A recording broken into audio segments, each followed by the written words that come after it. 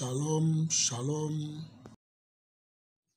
Bien-aimés, dans cette séquence tirée du film de David et Goliath, film réalisé par les frères Wallace Brothers, nous découvrons que la bataille se déroule tard dans la nuit. Cela révèle que la bataille a lieu dans le monde spirituel, le monde du sommeil, le monde de l'esprit.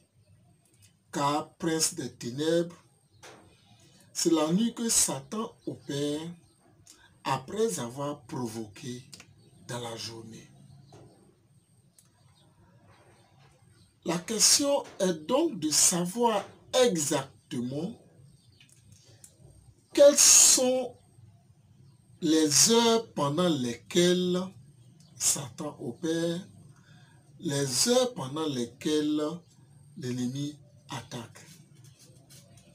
Nous vous invitons donc à suivre attentivement ce message qui va nous fortifier, qui va nous révéler les secrets cachés des attaques qui nous viennent du monde des ténèbres.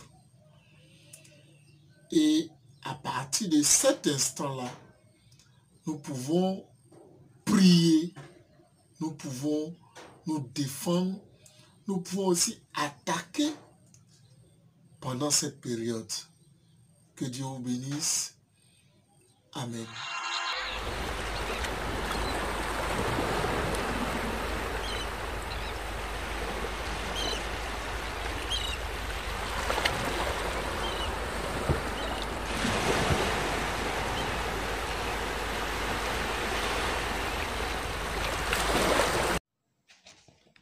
Nous rappelons à toute fin utile que le combat spirituel a lieu dans le ciel cosmique ou l'univers appelé généralement deuxième ciel. Ce ciel est donc le théâtre de bataille spirituelle. Les passages comme Daniel 10, les versets 12 à 14, où l'ange explique à Daniel qu'il a été retardé de 21 jours par un prince démoniaque, montre que des conflits spirituels ont lieu dans cette région céleste.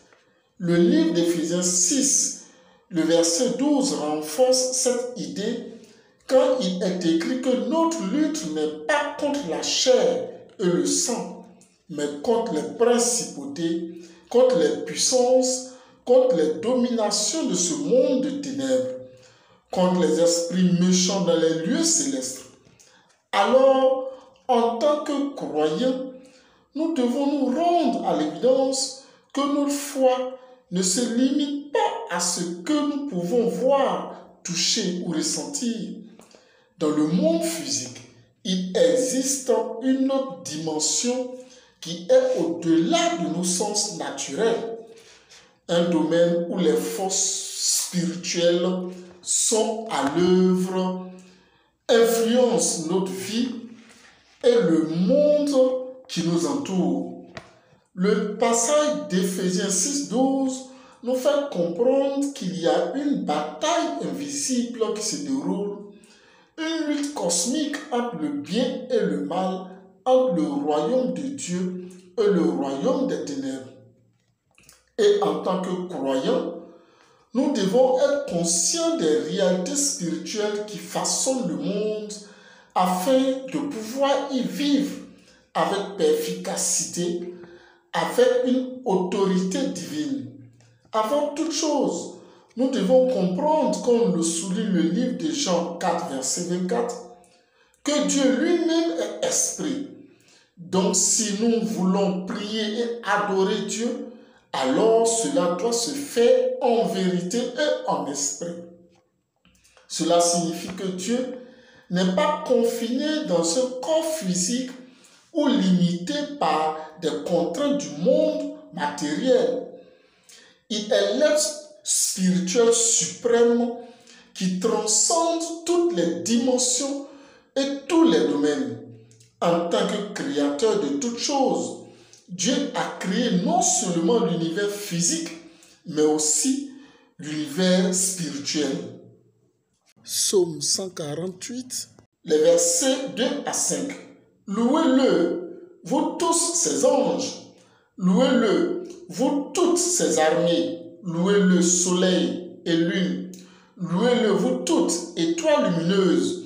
Louez-le, cieux des cieux, et vous, ô qui êtes au-dessus des cieux, qui loue le nom de l'Éternel, car il a commandé et ils ont été créés.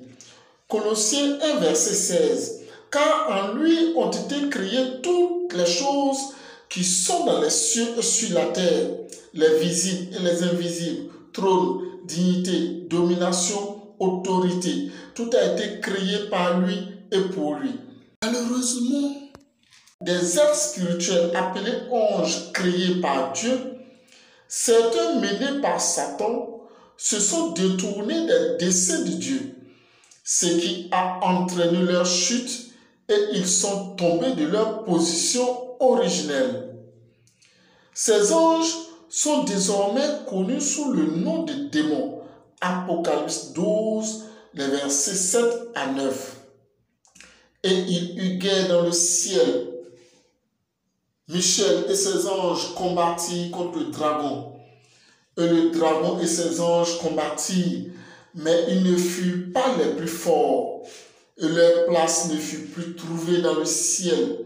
Et il fut précipité, le grand dragon, le serpent ancien, appelé le diable et Satan. Celui qui séduit toute la terre, il fut précipité sur la terre et ses anges furent précipités avec lui. Les démons sont des entités spirituelles réelles qui s'opposent à Dieu et cherchent à nuire et à tromper l'humanité. Satan et ses démons, dans leur chute, vont établir leur quartier général dans l'univers, le ciel cosmique, c'est-à-dire le deuxième ciel. À la suite de cette rébellion, il y a maintenant une bataille spirituelle permanente entre le bien et le mal, entre Dieu et ses anges, installés au troisième ciel, et Satan et ses anges, installés au deuxième ciel. Cette bataille n'est pas visible à l'œil humain, mais fait rage constamment dans le domaine invisible, dans les affaires des nations et des individus. Comprendre donc la réalité du monde spirituel est crucial pour nous en tant que croyants, car cela nous rappelle qu'il y a plus dans la vie que ce que nous pouvons voir avec nos yeux physiques. Cela nous aide également à reconnaître que nos luttes et défis peuvent avoir des racines spirituelles et que nous avons besoin de discernement et de ressources spirituelles pour les surmonter. Pour parler de discernement, il faut admettre qu'il existe une période, sinon une tranche horaire de la nuit où l'on constate une forte activité dans le monde spirituel. Cette tranche horaire apparaît alors comme la plus opportune pour faire le pont entre le monde réel et le monde spirituel. C'est donc une période où la communication entre les deux mondes semble plus propice. Une plage horaire où le monde spirituel est plus disposé à rentrer en contact avec le monde réel. Appelée la 4e et dernière heure de veille, cette tranche horaire se situe de 3h à 5h du matin pour la France par exemple et de 1h à 3h pour la Côte d'Ivoire. Question de décalage horaire. Quel que soit le continent ou le pays où nous résidons, nous devons donc pouvoir définir cette tranche horaire en tenant compte de notre fuseau horaire. Se réveiller donc pendant cette tranche horaire pour prier est aussi le signe que Dieu cherche à rentrer en communication avec nous ou que Dieu nous rend visite. Genèse 32, les versets 24 à 28. Jacob demeura seul. Alors un homme lutta avec lui jusqu'au lever de l'aurore. Voyant qu'il ne pouvait le vaincre, cet homme le frappa à l'emboîture de la hanche. Et l'emboîture de la hanche de Jacob se démit pendant qu'il luttait avec lui. Et dit, laisse-moi aller, car l'aurore se lève.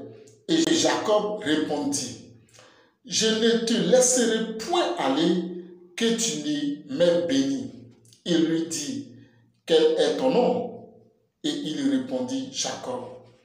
Il dit encore, ton nom ne sera plus Jacob, mais tu seras appelé Israël, car tu as lutté avec Dieu et avec des hommes, et tu as été vainqueur.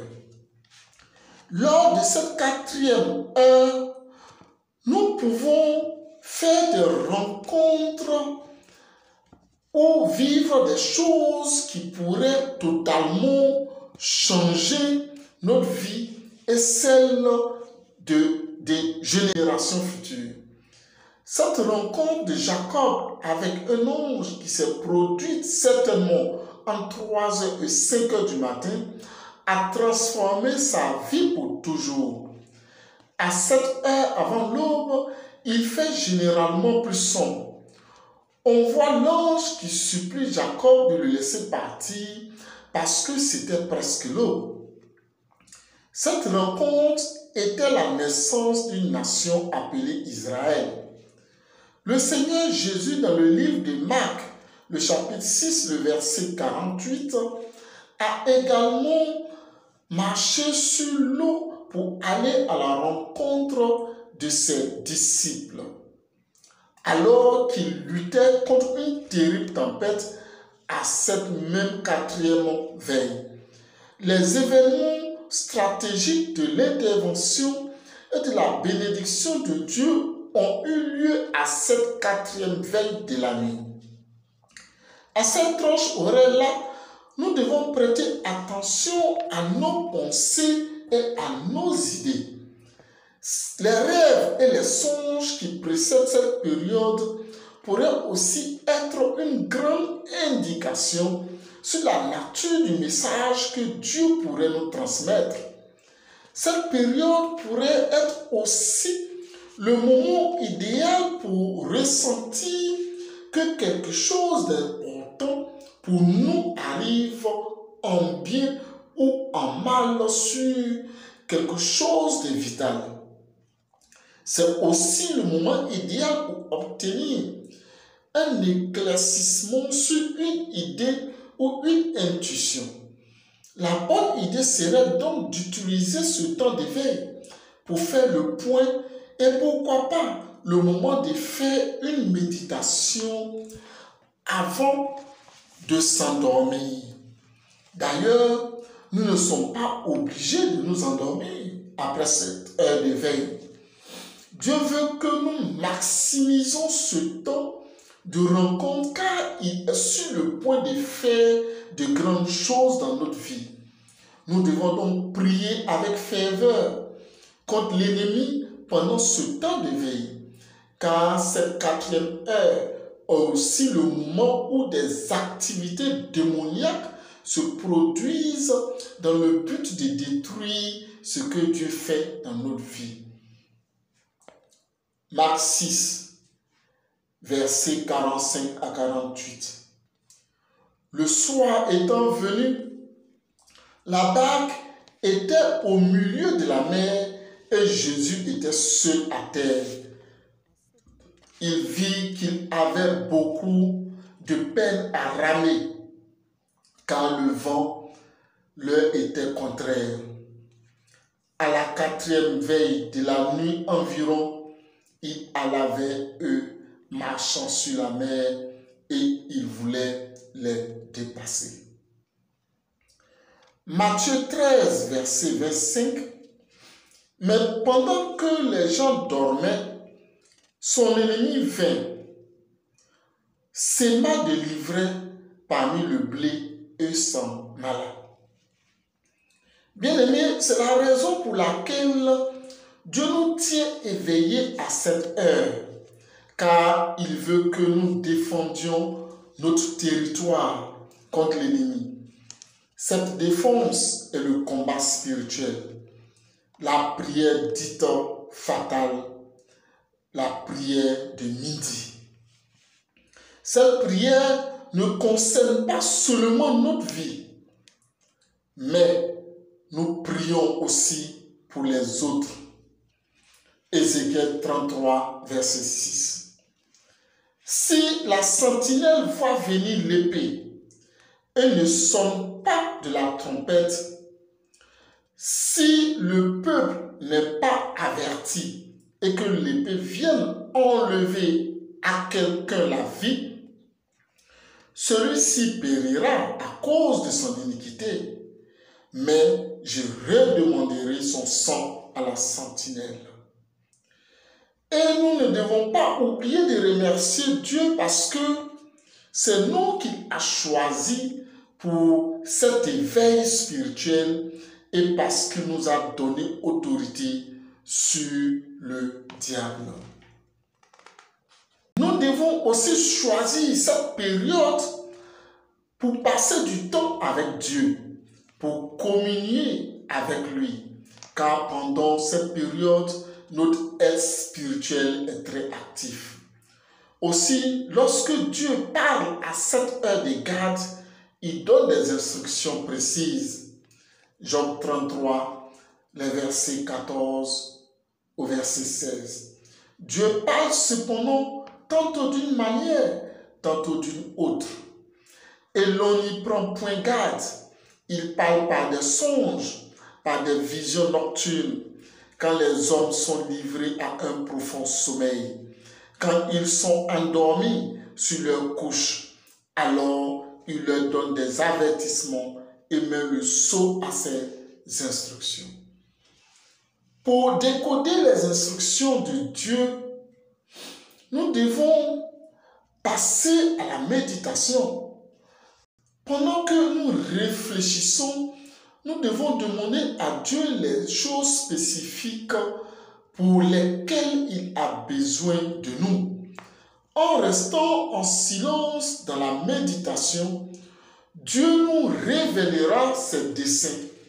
Il pourrait même nous instruire sur nos affaires, nos finances et sur nos proches, comme nous informer des événements futurs sur notre nation, sur notre pays ou sur notre communauté dans laquelle nous vivons. En restant assis en silence, nous commencerons à comprendre ce qui se passe dans le monde spirituel et à ressentir les choses qui se passent autour de nous. Nous pourrions comprendre distinctement les instructions de la voix de Dieu. Au fur et à mesure que notre esprit communie avec Dieu, nous pourrons mieux comprendre certaines choses passées pour lesquelles nous n'avions pas eu d'interprétation précise en son temps. Même nos songes et visions ne seront pas en reste dans leur explication et interprétation. Marc 1, verset 35 témoigne que Jésus se levait tôt le matin quand il faisait noir. La Bible dit qu'il cherchait un endroit isolé pour prier. Jésus a fait cela pour renouer avec Dieu et recevoir les nouvelles idées sur ce qu'il fallait faire ce jour-là. Il était occupé toute la journée, mais parlait à Dieu tôt le matin. La 4e heure de garde est aussi un moment de veille spirituelle dans notre marche avec Dieu. En restant éveillé pour communier quotidiennement avec Dieu, nous vivrons l'expérience d'un ciel ouvert dans notre relation. Nous pouvons aussi parler de notre journée. La Bible dit que la mort et la vie sont au pouvoir de la langue. Nous pouvons déclarer la vie sur nous-mêmes et la mort sur les choses qui affligent ou dérangent notre cœur. Nous devons donc engager le pouvoir de notre langue à remodeler notre journée. À cette veille, lorsque nous avons fini de renverser les mauvaises graines que l'ennemi a sémées, nous devrons en semer de nouvelles graines de bénédiction avec nos paroles et faire des déclarations prophétiques sur notre vie et nos activités quotidiennes. Dans nos paroles, nous pouvons ordonner aux éléments de la terre d'œuvrer pour notre bien. Dans le livre de Josué 10, les versets 12 à 13, Josué a demandé à la lune et au soleil de rester immobiles sur Gabaon lorsque les Israélites combattaient les Amoréens. Et la lune et le soleil lui ont obéi. Le soleil s'est couché que lorsqu'ils ont vaincu leurs ennemis.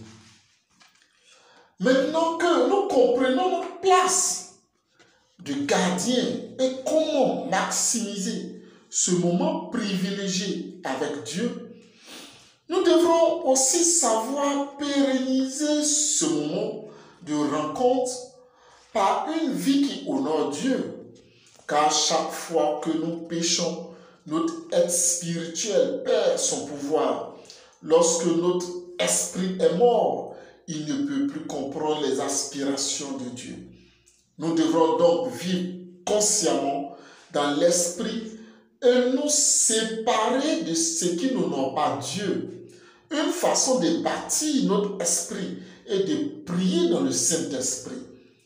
Cela active notre esprit et le maintient très sensible à tout ce que Dieu dit à chaque saison.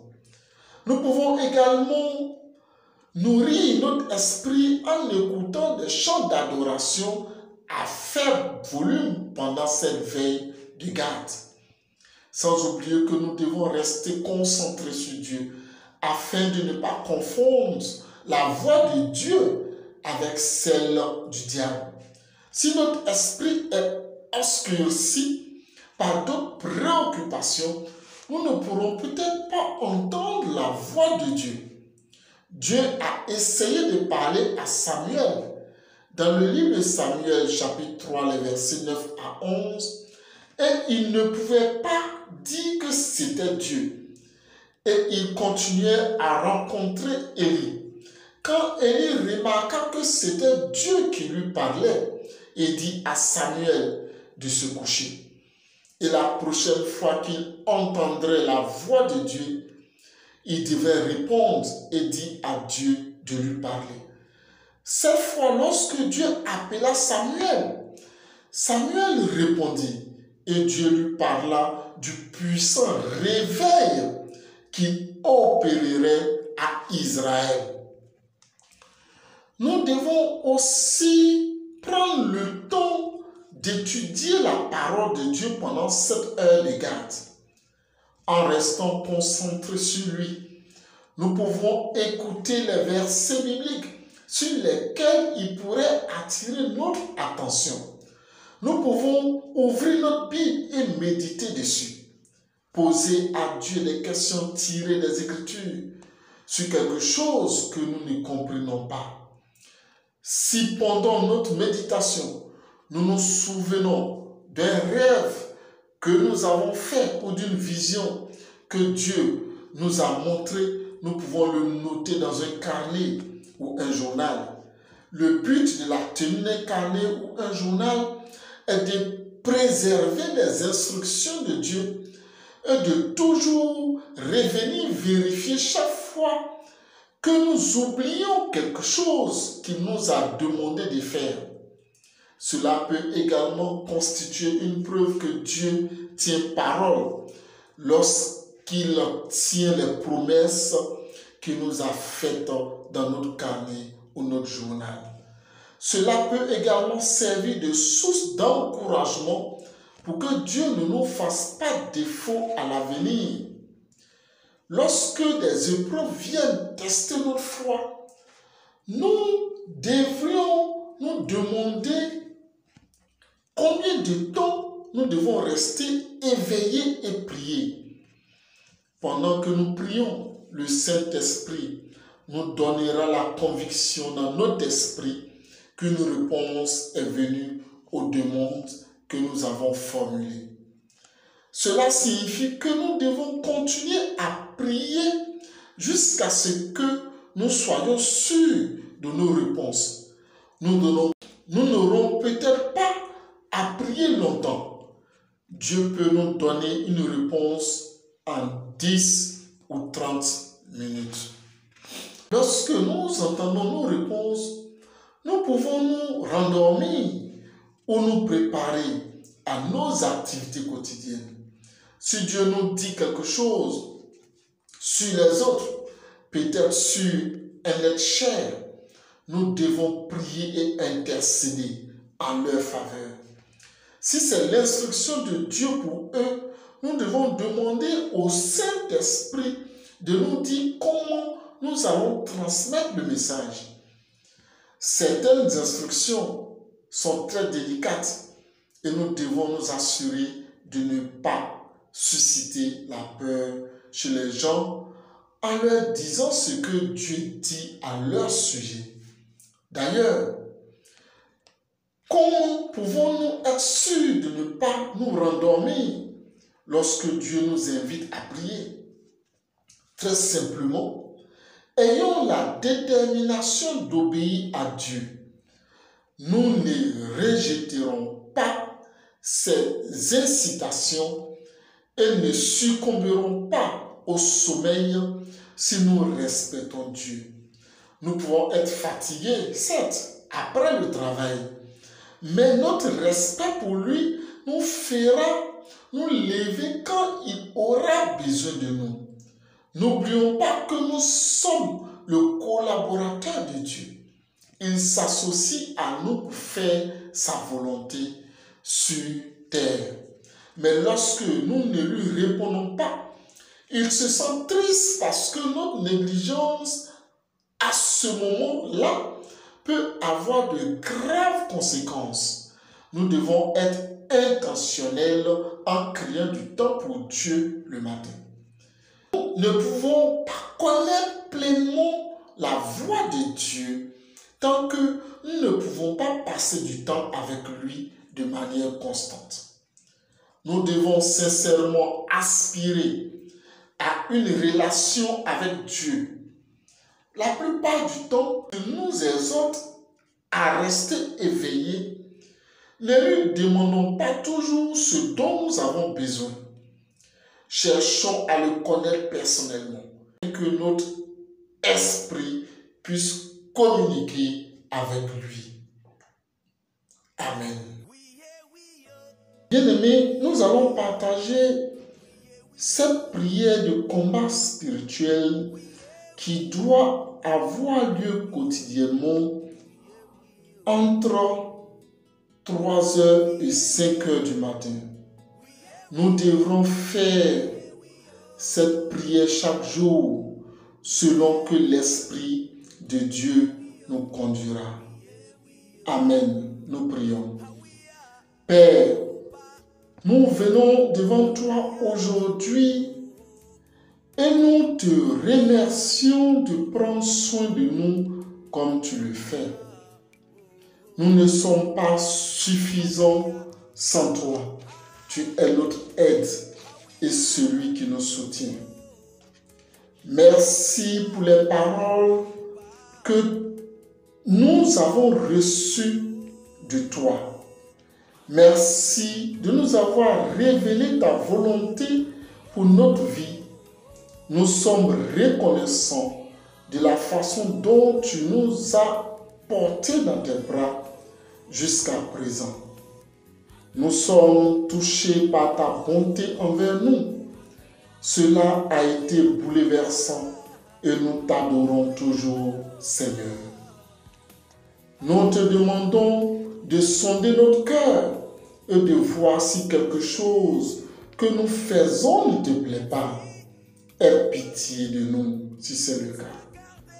Nous nous repentons de toutes les manières que tu n'aimes pas et nous recevons ta force par le Saint-Esprit pour toujours vivre selon tes préceptes et quels que soient les plans que tu as pour nous.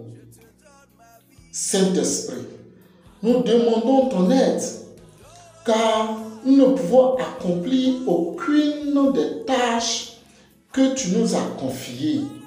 Aide-nous à comprendre les leçons que tu nous as apprises à propos de la 4e heure de veille.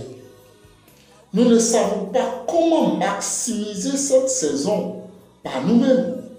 Nous avons besoin que tu nous fasses prendre conscience du moment où tu nous réveilles, pendant que nous sommes assis avec toi dans la méditation. Donne-nous la grâce d'être sensibles à tes instructions pour nous.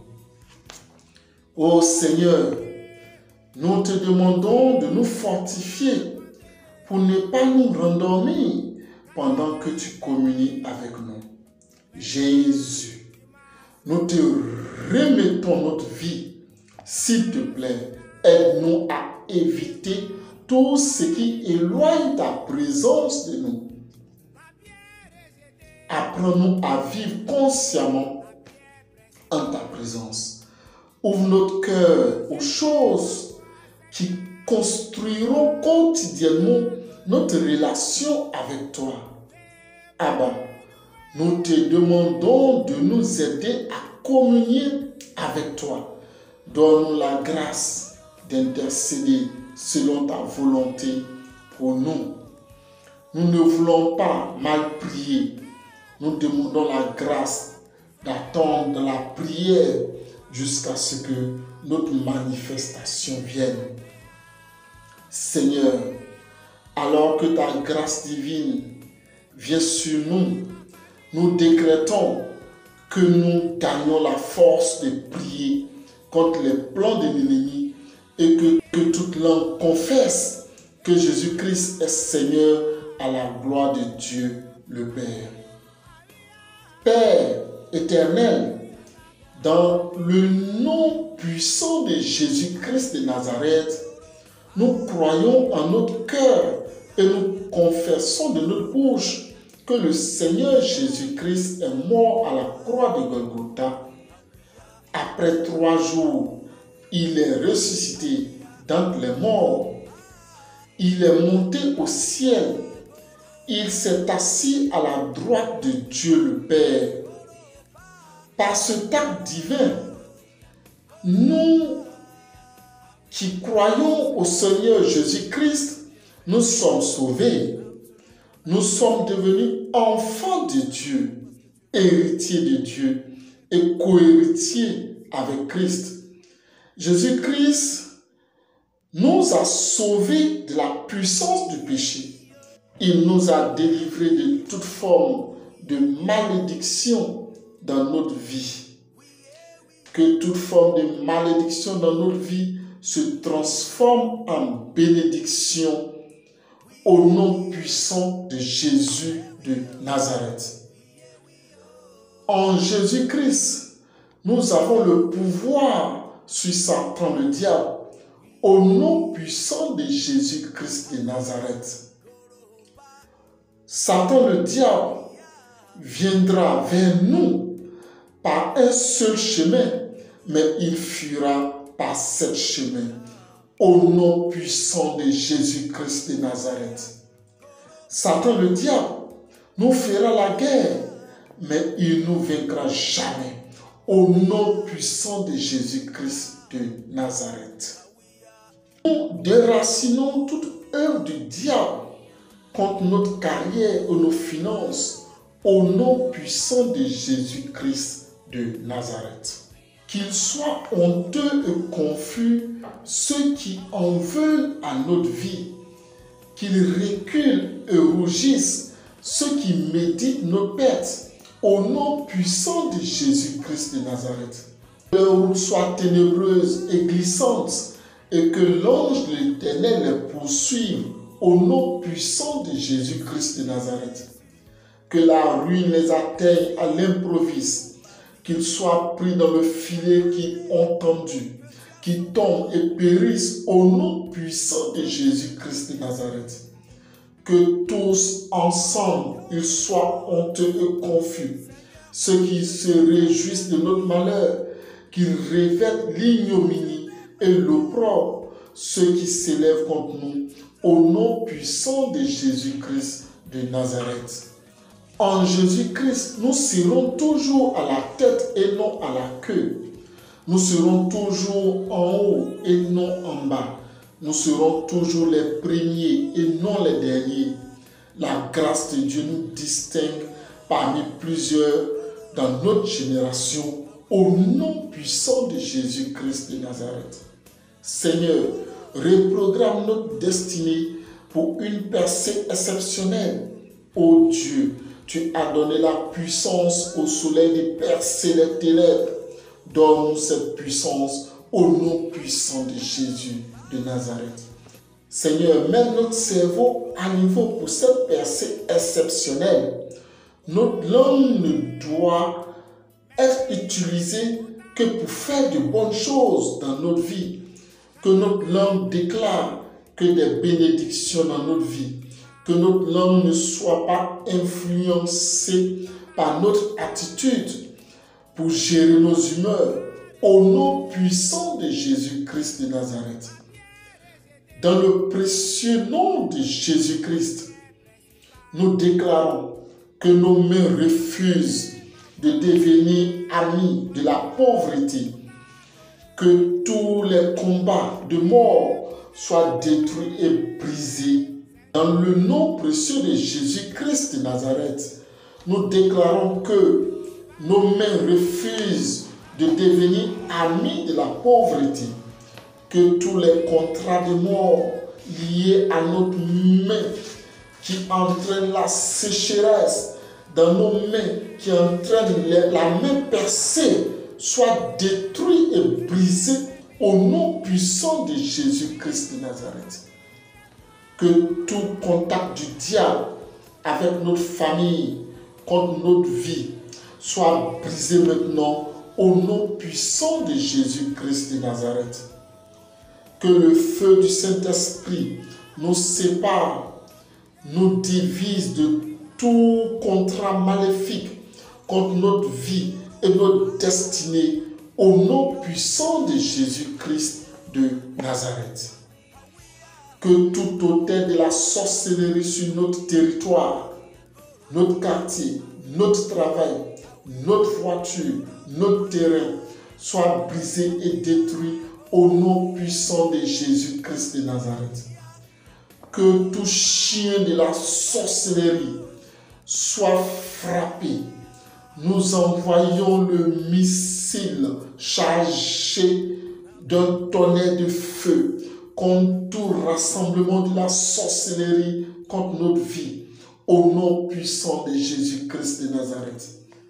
Que la parole de Dieu, avec sa puissante intervention, brise les chaînes maléfiques dans notre vie, au nom puissant de Jésus de Nazareth. Que la parole de Dieu, avec sa puissante intervention, brise les chaînes maléfiques dans notre vie, au nom puissant de Jésus-Christ de Nazareth. Ni la peste qui marche dans les ténèbres, ni la contagion qui frappe en plein midi ne nous atteindra, au nom puissant de Jésus-Christ de Nazareth. Nous ne craindrons ni les terreurs de la nuit, ni la flèche qui vole le jour, au nom puissant de Jésus-Christ de Nazareth. Que 1000 tombent à notre côté et 10 000 à notre droite, nous ne serons pas atteints au nom puissant de Jésus-Christ de Nazareth. Ô Dieu, lève-toi et déracine tout ce qui doit être déraciné dans notre vie. Que tout ce qui doit être dispersé le soit, au nom puissant de Jésus-Christ de Nazareth. Inscris notre nom parmi ceux que tu as choisis pour vivre ta gloire, au nom puissant de Jésus-Christ de Nazareth. Que toute malédiction prononcée dans les agences sataniques contre notre destinée soit brisée. Que toute malédiction de toutes parts, de tous côtés qui combat notre vie soit brisée et détruite au nom puissant de Jésus-Christ de Nazareth. Que toutes les malédictions qui pourchassent notre vie et notre destinée soient brisées et détruites au nom puissant de Jésus-Christ de Nazareth. Que toute malédiction établie contre notre vie, toute limitation établie contre notre destinée glorieuse soit brisée maintenant au nom puissant de Jésus-Christ de Nazareth. Que tout démon qui poursuit notre étoile, qui combat notre étoile, qui combat notre percée divine, soit frappé maintenant au nom puissant de Jésus-Christ de Nazareth. Que tout agent de l'ennemi dans notre famille qui s'obstine à nous attaquer soit frappé et effacé sur la surface de la terre au nom puissant de Jésus-Christ de Nazareth. Que tout combat qui est engagé contre notre destinée glorieuse, contre notre percée, contre notre vie, cherchant notre mort, notre perte, soit brisé et renvoyé à l'expéditeur au nom puissant de Jésus-Christ de Nazareth. Que tout Goliath de notre famille qui maudit notre vie, matin, midi et soir, soit frappé par le tonnerre de Dieu, qu'il soit terrassé, bombardé au nom puissant de Jésus-Christ de Nazareth. Que tout Goliath de notre vie, provenant des 4 points cardinaux de la terre, qui a pour mission de posséder notre territoire, notre vie et nos bénédictions, soit terrassé par l'effet de l'esprit et que sa tête soit coupée et donnée au corbeau au nom puissant de Jésus-Christ de Nazareth. Que toute personne qui a amené notre nom, le nom de notre famille, le nom de nos enfants qui sont nés ou qui naîtront, le nom de notre époux ou celui de notre épouse dans les réunions occultes de la sorcellerie, dans les loges mystiques, qu'elles soient frappées et calcinées dans le feu de la géhenne au nom puissant de Jésus-Christ de Nazareth. Que toute alliance qu'engage le démon et les esprits veilleurs, les esprits de poursuite, soit brisée au nom puissant de Jésus-Christ de Nazareth. Que toute limitation imposée par le sorcier de notre famille, par décret, par rapport aux alliances maléfiques qui ont été établies dans notre famille, soit brisée maintenant au nom puissant de Jésus-Christ de Nazareth. Que tout combat contre notre percée, contre notre vie, soit frappé maintenant et repoussé à l'envoyeur au nom puissant de Jésus-Christ de Nazareth. Nous déclarons que toutes les malédictions qui cherchent notre perte soient renvoyées à l'expéditeur au nom puissant de Jésus-Christ de Nazareth. Nous nous libérons de l'emprise de toute malédiction mobile au nom puissant de Jésus-Christ de Nazareth. Seigneur Dieu, transforme toutes les malédictions prononcées contre nous en bénédictions. Nous déprogrammons, nous annulons toutes les prophéties négatives prononcées contre nous, les incantations, les récitations de la sorcellerie, les réunions, les rituels maléfiques contre notre vie. Nous les déprogrammons au nom puissant de Jésus-Christ de Nazareth. Que les rassemblements des méchants contre nous échouent à partir de maintenant au nom puissant de Jésus-Christ de Nazareth. Ô Dieu, lève-toi et détruis tout Goliath assigné contre notre vie au nom puissant de Jésus-Christ de Nazareth. Nous détruisons la main de tout féticheur, marabout, enchanteur, et quelle que soit leur appellation dans n'importe quelle langue, au nom puissant de Jésus-Christ de Nazareth. Que tout esprit de la sorcellerie qui tente d'ériger un mur, une barrière contre nous et notre destinée soit brisé, tombe et calciné au nom puissant de Jésus-Christ de Nazareth. Nous envoyons la pluie d'affliction sur tout pouvoir de la sorcellerie qui œuvre contre notre vie. Toute chaîne de la sorcellerie héréditaire dans notre famille soit brisée maintenant au nom puissant de Jésus-Christ de Nazareth. Que toute échelle utilisée par la sorcellerie contre nous soit calcinée au nom puissant de Jésus. Ô Dieu, que toute échelle utilisée par la sorcellerie contre nous soit calcinée au nom puissant de Jésus-Christ de Nazareth. Ô Seigneur, donne-nous les clés pour débloquer les richesses qui nous sont destinées dans ta bonté et que l'ennemi a bloqué à cause de la sorcellerie, la méchanceté, la jalousie, la haine, au nom puissant de Jésus-Christ de Nazareth. Ô Seigneur, nous prions pour que notre famille et nos proches soient sous la couverture protectrice du Saint-Esprit au nom puissant de Jésus-Christ de Nazareth. Désormais, nous devenons sensibles à la voix de Dieu au nom puissant de Jésus-Christ de Nazareth. Nous recevons l'aide de Dieu par le Saint-Esprit au nom puissant de Jésus-Christ de Nazareth. Nous disons Amen, Amen, Amen. Gloire soit rendue à Dieu le Père, Dieu le Fils et Dieu le Saint-Esprit. Amen.